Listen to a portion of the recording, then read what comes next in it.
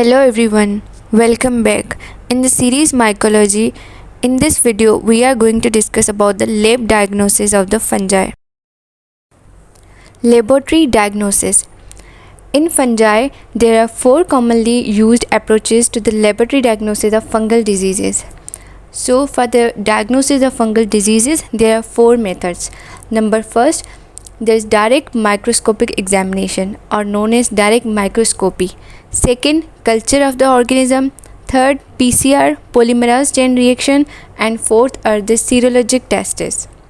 In addition, fifth type of the test is also an approach which is called the mass spectrometry. Matrix assisted laser desorption ionization time of light. This is the method. It's an assay used to detect the proteins of the Candida species. So this method is particular for the Candida species. Otherwise, for all other organisms under the fungi or kingdom mycology, there are these four methods. We'll discuss one by one. First, direct microscopic examination. Direct microscopic examination. In direct microscopic examination हम एक sample लेंगे and in sample को हम under microscope के examine करेंगे. This is a simple method. लेकिन इसका procedure क्या है? अब सबसे पहले वो जो सैम्पल है वहाँ कहाँ से लेंगे? तो स्पेसिमेंस हम लेंगे, स्प्यूटम ले सकते हैं, लंग बायोप्सी मटीरियल ले सकते हैं, and third is skin scraping ले सकते हैं. The procedure of direct microscopic examination is that कि आपने स्पेसिमेन लेना है. स्पेसिमेन लेने के बाद उसके बाद देर आर टू मेथड्स. इधर we have to treat the specimen with 10% potassium hydroxide, या फिर दूसरा मेथड है आपको स्टेन करना है. अब first, why do we have to treat with the 10% potassium hydroxide? Because potassium hydroxide क्या करेगा कि it will dissolve the human tissue. It will you can say simply कि it will destroy the human cells.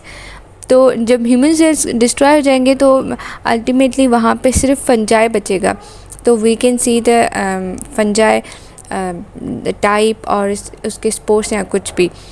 The second method is कि हमने उस specimen को stand करना है विथ स्पेशल फंगल स्टेन्स के. सम फंगल स्टेन्स मैंने यहाँ पे लिखे हैं. Calcofluor white is a fluorescent dye है, इंडियन इंक प्रिपरेशंस हैं, मेथिनिमाइन सिल्वर स्टेन है. एंड रिमेंबर कि these stains, some of these stains are particular for the particular fungal organism. So the procedure के टू मेथड्स है. इधर potassium hydroxide के साथ treat करना, and the function of potassium hydroxide याद करना है कि potassium hydroxide will destroy the human cells leaving the fungi intact. Second है to stain with the special fungal stains के साथ.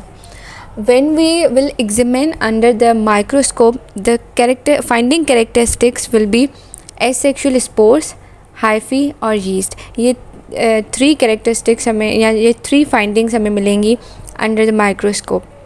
Some examples of diagnostically important findings may be made by direct examination are these are the usual findings: asexual spores, hyphae and yeast. लेकिन some important findings are as we know कि कैंडिडिया जो एमेटस था, कैंडिडिया species उसके अंदर जब when we study dimorphism तो वहाँ पे वो स्टडी के इन द बॉडी जो फंजा है वो टू फॉर्म्स में एग्जिस्ट करता है, इधर द यीस्ट और सम स्पेशल जो कैंडिडिया के लिए था वो थे स्फेर्यूल्स. तो ये स्फेर्यूल्स भी हमें नज़र आ सकते हैं. And other is the wide capsule of cryptococcus neoformans species. So this was the direct microscopic examination कि आपने स्पेसिमेन कहाँ से लेने हैं, what is the procedure, what are the findings, and what are some of the characteristic findings for the particular organism. Second is the culture of the organism. Fungi के लिए special culture याद करना है, that is the Suborat's agar.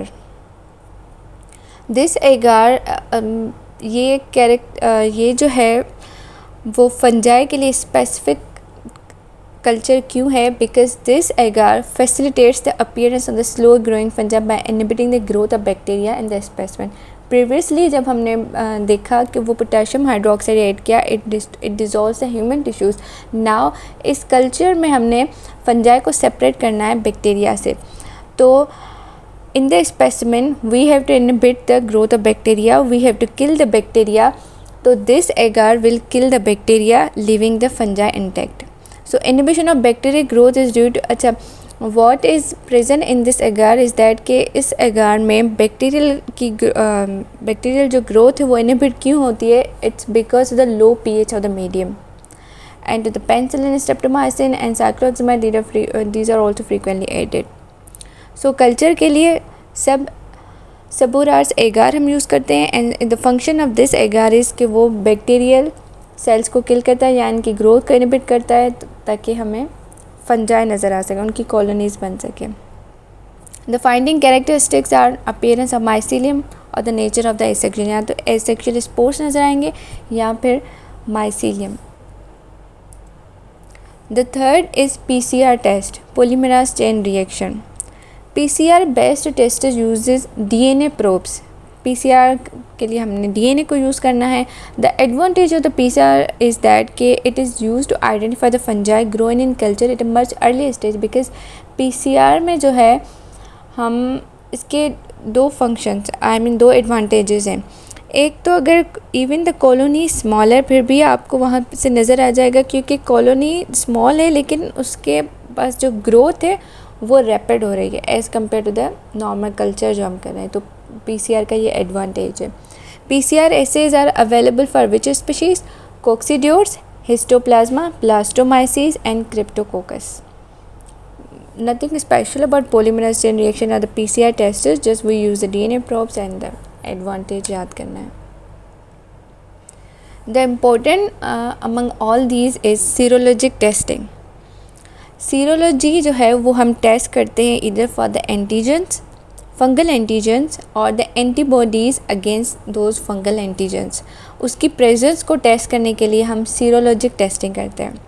अब सीरोलॉजिक testing के लिए हम दो किस्म के सैंपल लेते हैं. इधर we take the patient serum और we take the spinal fluid. यहाँ पे भी याद करना है कि सीरम किस ऑर्गेनिज़म के लिए लेते हैं एंड स्पाइनल फ्लूइड जो है वो किस ऑर्गेनिज़म की प्रेजेंस को टेस्ट करने के लिए लेते हैं. सीरोलॉजिक टेस्टिंग जो है it is mainly useful in diagnosis of the systemic mycosis but it is less so in diagnosing other fungal infections. जब when we will study the fungal infections because fungal diseases are characterize into the 4 groups: cutaneous, subcutaneous, systemic and opportunistic. तो the serologic testing it is mainly for the diagnosing of systemic mycosis. As in the case for bacterial and viral serologic testing, a significant rise in the antibody titer must be observed to confirm a diagnosis.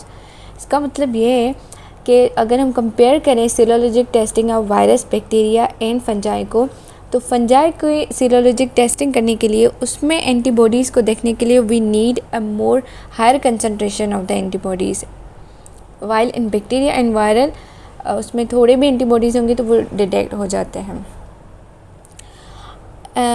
Next is कि the complement fixation यानी कि antibodies test it is most frequently use in the suspected cases of coccidioidomycosis, histoplasmosis and blastomycosis.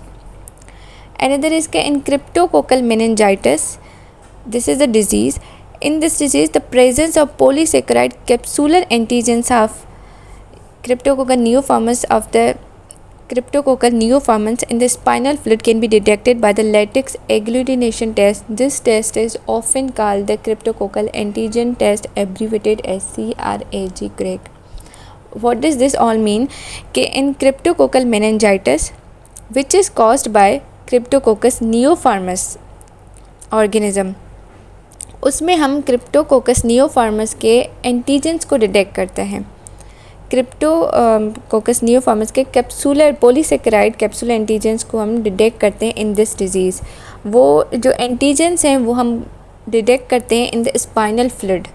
उस patient के spinal fluid हम sample लेंगे patient का spinal fluid का, उसके अंदर हम क्रिप्टोकोकस नियोफॉर्मस के कैप्सूलर एंटीजेंस को डिटेक्ट करेंगे. This test is also known as cryptococcal antigen test because हम एंटीजन की टेस्ट कर रहे हैं, also abbreviated as CRAG. So this was all about the lab diagnosis of the fungi, the 4 methods: direct microscopy, second was PCR, the serologic testing, and the culture. We end this video here. In the next video we'll discuss about the fungal diseases.